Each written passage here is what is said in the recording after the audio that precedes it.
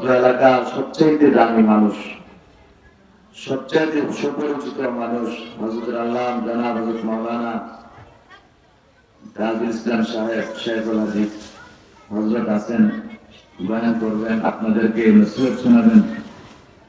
হযরতের বয়ান শেষ করে আমরা যাব ইনশাআল্লাহ। কি বলেন, ঠিক না? মোট কথা ভাই, সবাই আমার পরিচিত, সবাই আমাকে চেনেন, আমিও সবাইকে চিনি। কাল কিয়ামতের মাঠে প্রত্যেকটা মানুষকে পরিচিত মানুষের সাথে দাঁড়াবে। যাদের সাথে তার পরিচয় ছিল, চলাফেরা ছিল, বন্ধুত্ব ছিল, তার সাথে তার হাসরের কঠিন মুসিবতে দাঁড়াতে হবে। তা আমাদের পরিচিতিটা যেন আলেম ওলামাদের সাথে হয়। কি বলেন, ঠিক না? কারণ বর্তমান সমাজে এক আমল করে জান্নাত পাওয়া মুশকিল হবে। যা কিছু করতে হবে, কিছু উসিলা তালাশ করতে হবে। যেমন আপনি কাউকে মহব্বত করে সালাম দিতেন, এটা উসিলা হতে পারে। আপনি কাউকে মহব্বত করে তাকে নামাজের জন্য ডাকছেন, এটাও উসিলা হতে পারে। আপনি কাউকে সৎ রাস্তা দেখাইছেন, এটাও উসিলা হতে পারে। আপনি ঘরের মধ্যে সবাইকে নামাজি বানাইছেন, এটাও উসিলা হতে পারে। কথা বলেন, ঠিক না? উসিলা তালাশ করবেন আল্লাহ। সমস্ত নেক আমল একদিকে, আপনার উসিলা হবে একদিকে। বলেন সুবহানাল্লাহ। সমস্ত নেক আমল তো আমার আপনাকে জান্নাত পর্যন্ত পৌঁছাইতে পারে কিনা জানি না, কিন্তু আল্লাহ তাআলা তার প্রিয় বান্দাকে চাইবে না জান্নাতে পৌঁছাইতেন। বলেন সুবহানাল্লাহ। চাইবে না জান্নাত দিতেন। এটা আল্লাহ তাআলার ইহসান, দয়া, শুধু এই উম্মতের জন্য। আমরা জানি অনেক পয়গম্বর দুনিয়াতে আল্লাহ তাআলা পাঠাইছেন শুধু হেদায়েতের জন্য। পয়গম্বর মুসা আলাইহিস সালামের উম্মতেরা 900 বছর হায়াত পেয়েছেন। কোন কোন কিতাবে আছে 1000 বছর হায়াত পেয়েছেন। তো তাদের তুলনায় আমরা কত বছর? 60 বছর, 70 বছর। কি বলেন, ঠিক না?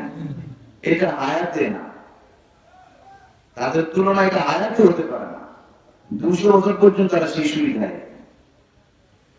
তাহলে 60 বছর, 70 বছর পয়গম্বর মুসা বয়ান করতেছেন যে উম্মত এমন একজন নবী আসবে, সে যুগে এই নবীর উম্মতেরা হায়াত পাবে 60 থেকে 70 বছর, 50 থেকে 60 বছর। উম্মতেরা তো বেহুশ হয়ে যাওয়ার কথা যে আমরা 900 বছর হায়াত পাই, তো এদের সামনে 60 বছরে বয়ান করা মানে কি বেহুশ হয়ে যাওয়ার কথা না? তোরা বেহুশ হয়ে পাগল হয়ে কথা বলতেছেন। পয়গম্বর মুসা, আপনি কি স্বজ্ঞানে স্বমস্তিষ্কে কথা বলতেছেন? আপনি কি সঠিকভাবে বলতেছেন শেষ নবীর উম্মতেরা হায়াত পাবে 50-60 বছর? মুসা আলাইহিস সালাম বলতেছেন, হ্যাঁ, আমার উম্মতেরা, শেষ নবীর উম্মতেরা হায়াত পাবে একদম কম, 50-60-70। এর উপরে এখন যায় না, যায় না। তাজা মানুষ, সুস্থ মানুষ রাস্তা দিয়ে হাঁটতেছে, হঠাৎ করে শেষ, বয়স 40 যায় না, শেষ হয়ে গেছে। এটাই হায়াত। তো পয়গম্বর মুসা আলাইহিস সালাম বলতেছেন, তারা এত অল্প সময়ে সবার আগে জান্নাতে যাবে। বলেন সুবহানাল্লাহ। নেকা মুসা, নেকা মুসা হারাম খায়া, সুদ খায়া, ঘুষ খায়া, পরের হক নষ্ট করে, এগুলো বললে অনেকে গায়ে লাগে। কি বলেন, ঠিক না? এগুলো করে বেশি, এগুলো হয় বেশি, এগুলো সমাজে ঘটতেছে বেশি। এই জন্য আমাদের উদাহরণে বিশ্ববন্ধু বলতেন হালাল রেজার ডাক। বলতেননি? আপনারা মুরব্বীরা যারা আছেন শুনছেন, হালাল রেজার ডাক মানে হালাল খাইয়ে ডাক দাও, তারপর আল্লাহ ডাক শুনবে। বিবি পর্দা ওয়ালা ডাক, এটা বলতেন না? বিবি পর্দা রেখে ডাক দাও। এখন বিবি পর্দা আছে? পর্দা তো নাই সমাজ, সব পেশাগান হয়ে গেছে, অবাধে চলাফেরা, শরীয়ত বিরোধী কাজ।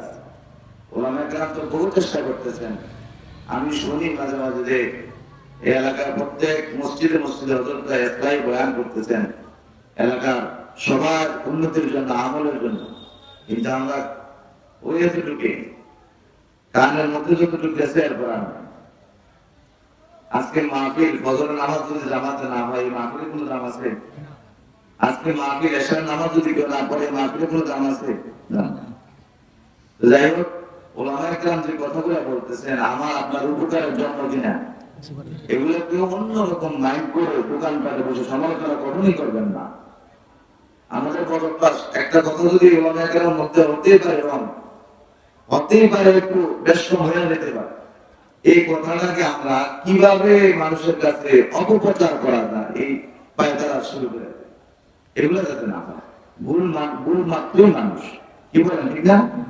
এই জন্য আমরা ওলামা একরামের সহি কথাগুলো আমল করার চেষ্টা করবো ইনশাআল্লাহ। শেখ সাহেব রহমতুল্লাহ আলাইহির দরবারে এক লোক গেছে বয়ান শুনতে। হুজুর বয়ান করেন, শুনতে গেছে, গেছে আর উঠছে, মানে ডুবছে আর বাইরে। জিজ্ঞেস করে গেলে মাত্র ঢুকে বাইরে গেলে বয়ান শেষ, ওয়াজ শেষ। কি হুজুর বলছেন নেকের কাজ ছাড়তাম না, গুনার কাজ করতাম না। নেকের কাজ ছাড়তাম না, গুনার কাজ করতাম না, ওয়াজ তো শেষ। কি বলেন ঠিক না? আমরা যদি নেকের কাজ না ছাড়ি, গুনার কাজ না করি, আমাদেরকে কেউ ভাঙবো? কেউ কিছু বলবে? বলবে। আমার পরিবার, আমার ছেলে সন্তান, আমার আপনজন, এদেরকে সহি করার দায়িত্বটা আমাদের। আমার পরিবারের দায়িত্বটা আমার, আমার সমাজের দায়িত্বটা সমাজ নেতা। পরিবার ঠিক রাখার দায়িত্ব আমাদের, যাদের পরিবার আছে তাদের। কালকে আমাদের মাঠে আল্লাহ তাআলা বলবেন, তোমার পরিবারের দায়িত্ব কি পালন করছো, তুমি হিসাব দাও। এবং কি দিবেন? এই জন্য বাবার আমার, হায়াত মত এগুলো আল্লাহর হাতে। আল্লাহ তাআলা বলেন, ইন্নাল্লাহা ইনদাহু ইলমুস সাআহ ওয়া ইউনাজ্জিলুল গায়থা ওয়া ইয়া'লামু মা ফিল আরহাম ওয়া মা তাদরি নাফসুন মাযা তাকসিবু গাদান ওয়া মা তাদরি নাফসুন বিআইয়ি আরদিন তামুত। পাঁচ জিনিসের খবর পৃথিবীর কোন মানুষ জানে না, বলেন সুবহানাল্লাহ। পাঁচটা জিনিস পৃথিবীর কোন মানুষ কখনই জানবে না। ইন্নাল্লাহা ইনদাহু ইলমুস সাআহ, কিয়ামত কবে হবে কে জানে? কেউ জানবে? দুনিয়ার কোন মানুষ? কিয়ামত কোন দিন হবে কে জানবে? আল্লাহ জানে। আমাদের একজন ইমাম গাজ্জালী রহমতুল্লাহ আলাইহি, ওনাকে জেলখানায় আবদ্ধ করা হয়েছিল কোন এক কারণে। আবদ্ধ হওয়ার কারণে ওনার পাঞ্জাবি নিয়ে এক খাদেম দিছিল। ইমাম গাজ্জালী রহমতুল্লাহ আলাইহি উস্তাদের কাছে গেছিল যে হুজুর আপনার পাঞ্জাবিটা নিয়ে আসছে জেলখানার ভিতরে। হুজুর একটা মাসআলা জিজ্ঞাসা করতাম। মাসআলাটা হলো, আমাকে এক লোক জিজ্ঞেস করছে পাঁচ জিনিসের খবর কে জানে? সে নাকি স্বপ্নে যুগে পাঁচ জিনিসের খবর জানছে। এটা কিভাবে সম্ভব? এটা কে জানবে? ইমাম গাজ্জালী ছাড়া কেউ জানবে না, বলেন সুবহানাল্লাহ। পাঁচ জিনিসের খবর কি? ইমাম গাজ্জালীও পাঁচ জিনিসের খবর জানবে না। আল্লাহ রাসূল স্বপ্নে যুগে বলছেন ইমাম পাঁচটা জিনিসের খবর পৃথিবীর কোন মানুষ জানবে না, বলেন সুবহানাল্লাহ। ইন্নাল্লাহা ইনদাহু ইলমুস সাআহ, কিয়ামত কবে হবে। এজন্য আল্লাহ পাক বলেন, হে দুনিয়ার মানুষ, পাঁচ জিনিসের খবর পৃথিবীর কোন মানুষ জানবে না, একমাত্র জানবো আমি আল্লাহ। এই জন্য মানুষ যদি জানতো কিয়ামত কবে হবে, মানুষ বেহুশ হইয়া জমিনের মধ্যে গড়াগড়ি করত, দুনিয়া তালাশ করতো না। মানুষ যদি জানতো কিয়ামত অমুক দিন হবে, মানুষ যদি জানতো কিয়ামতের দিন তারিখ ঠিক আছে ওই দিন হবে, তবে কিয়ামতের কিছু আলামত আছে, সেগুলা বলা গেছে। এক নাম্বার হলো কিয়ামতের আলামত হতে পারে, কিয়ামত এমন দিন হতে পারে শুক্রবার আসরের নামাজের পর কিয়ামত হতে পারে। কিয়ামত কবে হবে কে জানে? আল্লাহ। ওয়াজ মাহফিলের কথা বলার জন্য, কথা শোনার জন্য মনোযোগ লাগে। এগুলো আপনাকে কেউ মনোযোগ দিয়ে দিবে না, এগুলো মনোযোগ সহকারে শুনতে হবে। এমন নিয়ত শুনবো যে আমি আমল করবো, তাইলে ইনশাআল্লাহ হাজার কিছু পাওয়া যাবে। যদি মনে করেন এটা কোনো এমন এক মাহফিল না যে মাহফিল থেকে লাভবান কেউ হবে, এটা সবাই খরচ দিচ্ছেন, সবাই এটা থেকে উপকৃত হবে আমলের নিয়ত। এই জন্য অল্প সময় কথা বলবো, ওলামা একরাম হাজির আছেন, ওনারা বলবেন। তাহলে কিয়ামত কবে হবে কে জানে? 5টা আমল শিখা যেতে হবে, 5টা জিনিস মনে রাখতে হবে। কিয়ামত কবে হবে কে জানে? আল্লাহ। আল্লাহ ছাড়া পৃথিবীর কোন মানুষের জানার ক্ষমতা আছে নাই। তাহলে কিয়ামতের দিবসের খবর আল্লাহ পাক জানেন। কিয়ামতের দিবসে কেমন আচরণ হবে কে জানেন? আল্লাহ জানেন। সূরাতুল ওয়াকিয়ার মধ্যে আল্লাহ তাআলা বলেন, ইযা ওয়াকাতিল ওয়াকিয়া লাইসা লিওয়াকাতিহা কাযিবা। কিয়ামতের দিবস যেন ঘটবে, এটাকে তোমরা মিথ্যা মনে করো না, এটাকে অসত্য ঘটনা মনে করো না, এটা নিশ্চয়ই সত্য একটা ঘটনা, এটা মিথ্যা নয়। কিয়ামত ঘটবে, কিয়ামত আসবে। আমরা যারা মনে করতেছি মৃত্যুর পর তার কোনো হিসাব নাই, মৃত্যুর পর আর কোনো কথা নাই, না, কবরের জিন্দেগি শুরু হবে, কবরের জিন্দেগির পর আরেকটা জিন্দেগি আসরে মাত্রায় হবে।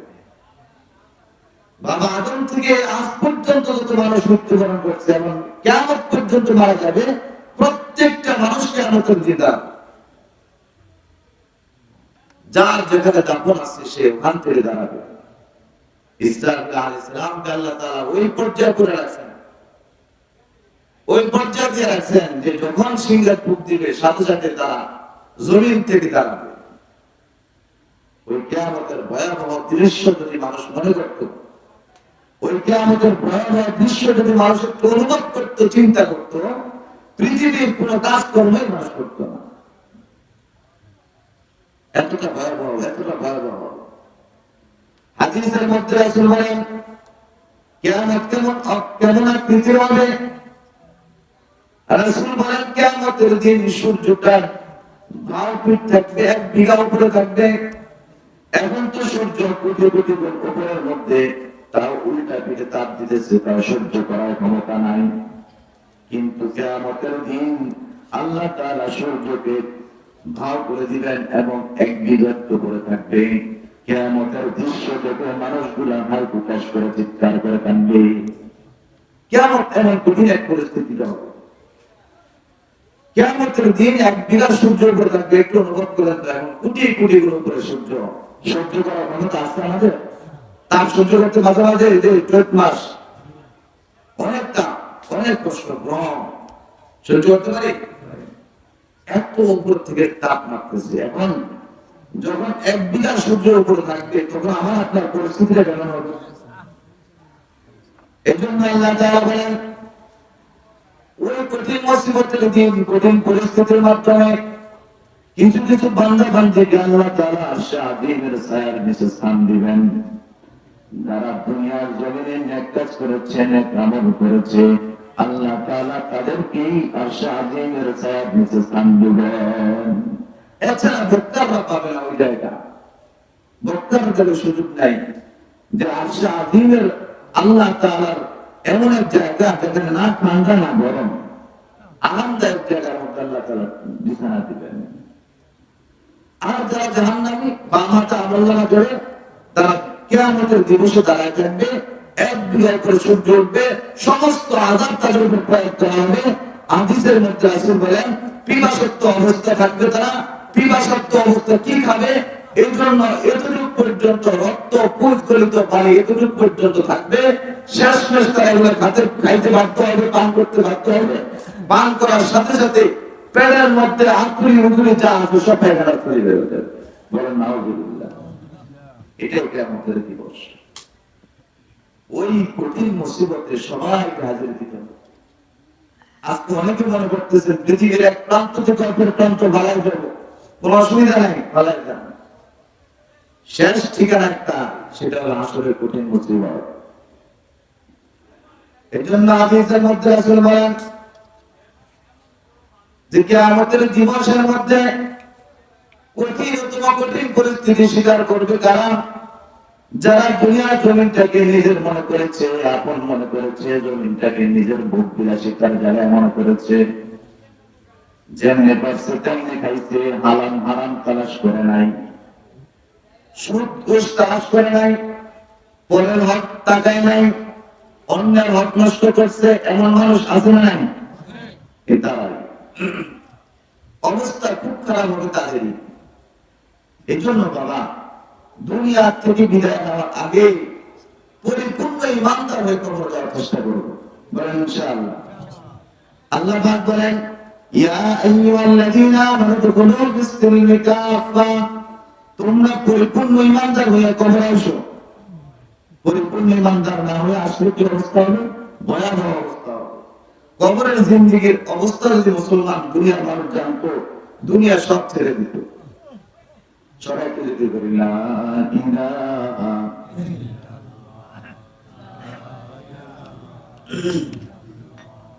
লা ইলাহা ইল্লাল্লাহ,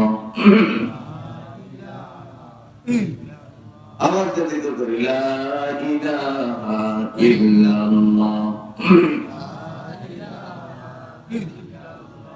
এই জন্য মুসলমান আমরা সকলেই বলি, সকলে জানি আমরা যে মৃত্যুর পরে কবরের জিন্দেগি শুরু হবে, তারপরে হাসরের মাঠ কায়েম হবে।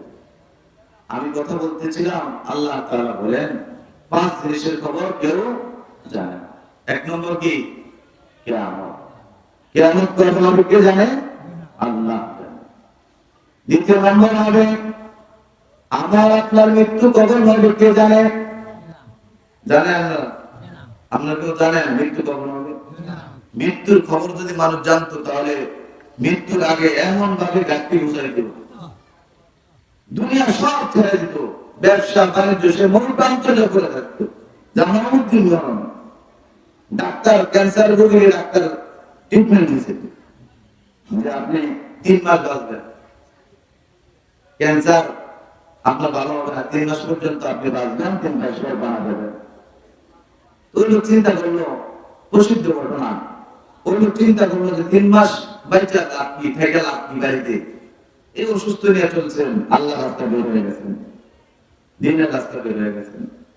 আমির সাহেব বললেন যে আপনি যে অসুস্থ অবস্থায় তার দিকে আসছেন, সবাই দিতেছেন, আপনি একটা কাজ করেন, প্রতিদিন তাহাজ্জুদ নামাজ পড়ে সূরা ফাতিহা পড়ে একটা গ্লাসের মধ্যে ফুক দিয়ে পানি খান। কয়দিন? 40 দিন আমল করেন। 40 দিন পর্যন্ত আমল করছে, এক সিল্লা শেষ, ওরা আবার শুরু করছেন আরেক সিল্লা, আরেক সিল্লা শেষ, 3 সিল্লা দেওয়ার পর উনি পুরা সুস্থ, ওনার যে ক্যান্সারের আকৃতি আছে সব চলে গেছে। ডাক্তার কাছে গেছেন, ডাক্তারে বললেন যে আমার তো আগের থেকে অনেক ভালো লাগতেছে, পরীক্ষা নিরীক্ষা করা যায় ক্যান্সারের বিন্দু মাত্র রোগ তার শরীরের মধ্যে নাই। প্রশ্ন করলো কি আমল করছেন, কি ওষুধ ভোগ করছেন, কি ওষুধ ভক্ষণ করছেন যে ওষুধের কারণে আপনার শরীরের মধ্যে ক্যান্সার রোগ কমে গেছে? সে বলে আমি তার দিকে সময় দিচ্ছি, আর কি করলাম, প্রতিদিন সূরা ফাতিহার আমল করছি, 41 বার পর্যন্ত সূরা ফাতিহা পড়ে পড়ে আমি পানিতে ফুক দিয়ে দিয়েছি, পানিটা নিয়ে পরীক্ষা করে দেখে সমস্ত ক্যান্সার ওষুধ এটার মধ্যে পাওয়া যায়।